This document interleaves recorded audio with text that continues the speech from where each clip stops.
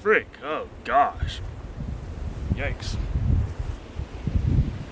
Hi everyone, and welcome back to my YouTube channel where I live, travel, and game out of my van. And a couple weeks ago, I released a new video on this channel where I talk about how I use Starlink to game and live stream out of my van in remote places. And if you haven't watched that video yet, I highly recommend you watch that first, because not only do I think it's an amazing video, but your boy Elon Musk tweeted it out too, so it's whatever. It's not even a big deal. I guess, you know, me and Elon are just besties at this point. It's whatever. It's all good. But anyway, while that video was a great introduction to incorporating Starlink to my van life gaming lifestyle, I ended up leaving out a lot of great information about Starlink because I didn't want to make the video too long. So today we're going to talk about how much power Starlink draws, how you can mount Starlink to your van or vehicle that you dwell in, and at the very end of the video we're going to talk about this new addition to my setup that may or may not take gaming and live streaming off of Starlink to the next level. But again, that'll be at the end of the video, so make sure you stick around all the way to the end. And if you end up enjoying the video, make sure to like, comment, subscribe, and turn on all notifications so you don't miss out on any of my uploads. Now, let's get to the meat of the video. Okay, so how much power does Starlink draw and why is this information important? Well, if you are living and traveling out of a vehicle, more than likely your power is coming from solar power. And when the sun sets, your solar panels aren't harvesting any energy from the sun, so you're relying on all your power to come from your battery bank's power reserve. And if you don't calculate how much power you're using throughout the night, you could deplete your batteries and end up damaging them and run out of power through the night. So it's crucial to know how much power you're drawing through the night so you don't do that. So with that being said, we're gonna do a little test real quick to see how much power Starlink is drawing. So I've got this little wattage meter here that I've plugged the router into, which is also hooked up to the dish that's on the roof of my van. And we are currently measuring how much power Starlink is drawing. And right now we are pulling about 35 watts, which is kind of crazy. You know, I expected this to pull around 100, 150 watts because you are using the dish and the router at the same time. But honestly, that's nothing, especially for me because I have a 600 amp hour lithium battery bank. And that's not gonna make a very big dent on my power reserve, which is pretty freaking awesome. And I also think it's important to note whether you get the residential Starlink package or the RV Starlink package, it comes with a 110 volt power supply, which is just a standard household plug, which is a little unfortunate. I wish there was a 12 volt option because if you use 12 volt, there's no inversion happening in the power consumption area. You just draw straight from the batteries and you don't have to go through an inverter. So it would be nice to have a 12 volt option, but unfortunately, as of now, they only have the 110 volt option. But honestly, at 30 watts, that's like nothing. But before we move on to the rest of the video, I need to let you guys know that today's video is sponsored by Evapolar coolers.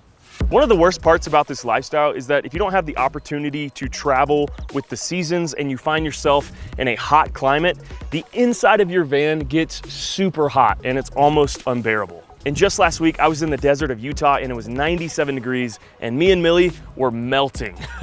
So I whipped out the Evapolar to give me and Millie a break from the heat because we do not do well in the heat. We get grumpy and mad. It's bad, it's bad. You simply just fill the cooler cartridge with water, plug it in, power it on, and boom, you've got cool air caressing your face. And what's cool about this device is that it's an inexpensive, energy efficient, and super portable alternative to a really big AC unit. Now, this isn't gonna cool the entire van. However, it's great for personal use and I find myself using it while I'm gaming at my desk. And I also leave it by Millie's bedroom in my van to keep her cool at night on those warmer days. So if this sounds like something you'd be interested in, check out Evapolar coolers by tapping the link in the description of this video. Now, with that out of the way, let's get back to the Starlink talk.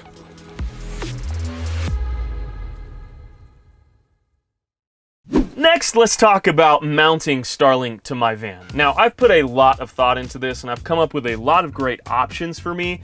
However, I think I'm not gonna mount Starlink to my van just yet because I've realized that when I park at a campsite, my van's not always in the most ideal place for the dish to be. Sometimes I'm parked near trees and mountains, and if you know anything about Starlink, obstructions are a big deal. The dish needs to have a clear view of the sky.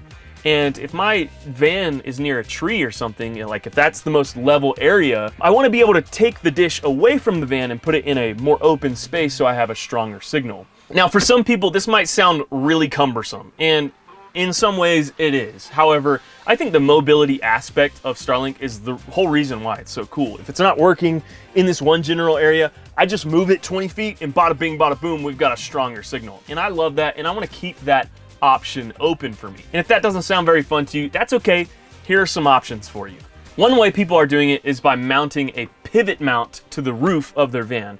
And the reason why this is beneficial is because when you're driving, you can pivot the dish down and face it down onto the roof of the van so it doesn't fly or break while you're driving. And when you set up camp, you just climb on the roof, unscrew, and then flip the dish up, and bada bing, bada boom, dish is ready to go. However, for me, that sounds like just as much of a hassle as putting it outside somewhere. So that's not for me, but if that's what you want to do, there's an option.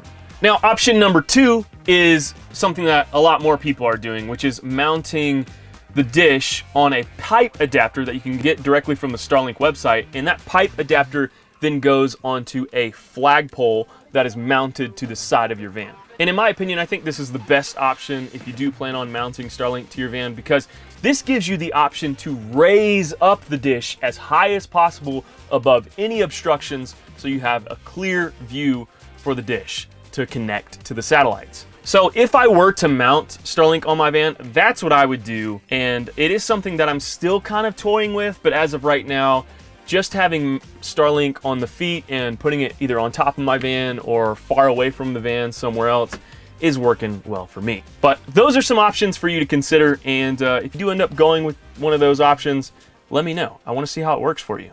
And last but not least, I just purchased a new addition to my setup that may or may not enhance my live streaming and gaming experience off of Starlink, which is the Ethernet adapter for the modem that Starlink comes with. If you guys remember from my last video, I mentioned that the modem that Starlink comes with doesn't have an Ethernet port, which I think is really, really strange. I'm not sure why they decided to do that. I don't know if they're pulling the whole Apple thing where they take the headphone jack away just so you'll buy an adapter so they can make more money. I hope that's not the case, but it kind of seems like that's the case right now, because you have to buy an adapter in order to connect an Ethernet cable to the modem, which is really dumb. But I bought it, and we're gonna test it out today to see if it's even really worth it. Okay, so right now we're connected to Starlink via Wi-Fi, and we're gonna do a couple speed tests off of Wi-Fi to compare it with the Ethernet connection to see if there's any real difference there. So here we go, Wi-Fi speed test, boom. Okay, so first speed test off of Wi-Fi, we're getting 59 ping, 117 download, and 5.2 upload. Not too bad, not too bad. But let's do a second test, because I find when I do speed tests off of Starlink, each one is always different. Because satellites are coming and going constantly, your speeds are always varying. And I think that's one of the downsides of going with Starlink.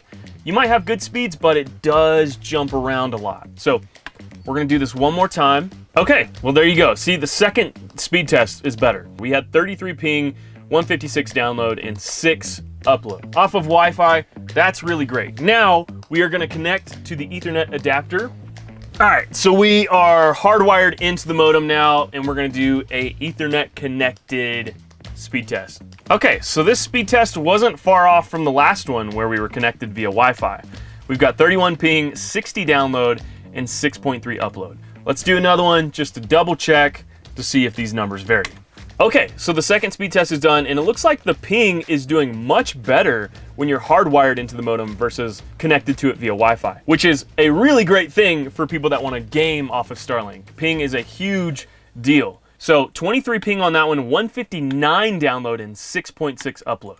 But we're gonna take this test even further, and I'm gonna play a game of Fortnite out here in the wilderness of Idaho while I'm hardwired connected to Starlink. And I'm gonna show you guys my in-game ping to see if gaming off of Starlink is even viable.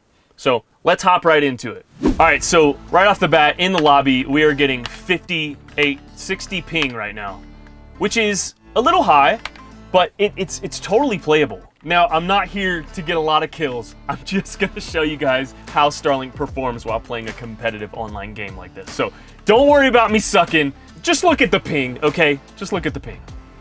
Oh, here we go, here we go.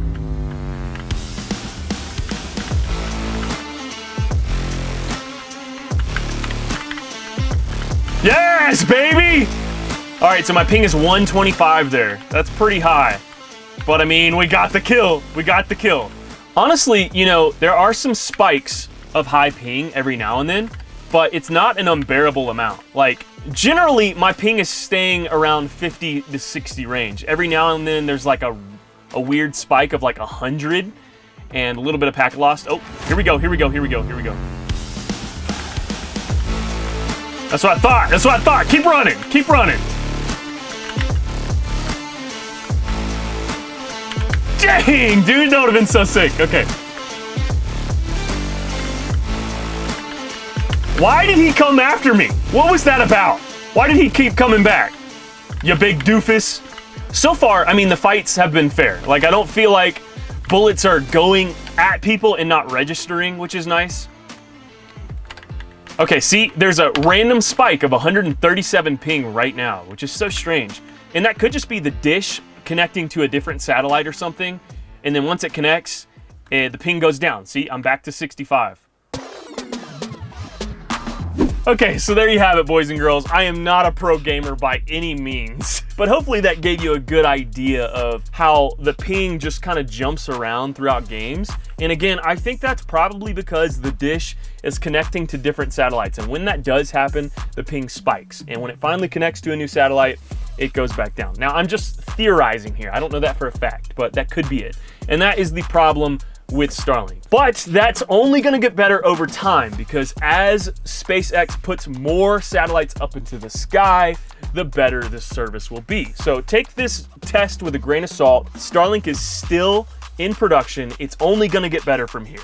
But as of right now, it's performing incredibly well. And I've been so happy with my investment in Starlink so far. And it's allowing me to have internet to be able to game and live stream in such remote places, which is absolutely freaking crazy. If you want to see me live stream in remote places like this one, you should follow me on Twitch at twitch.tv/thefineprint. and join me there, because we have a lot of fun. I stream in the craziest places. I like to play horror games, and it's just a lot of fun, and I want you guys to come hang out. But that's all I have to say in this video today. If you enjoyed it, make sure to let me know by liking, commenting, subscribing, and turning on all notifications so you don't miss out on any of my uploads. But with that being said, I'll either see you guys next time here on YouTube, or I'll see you live on Twitch.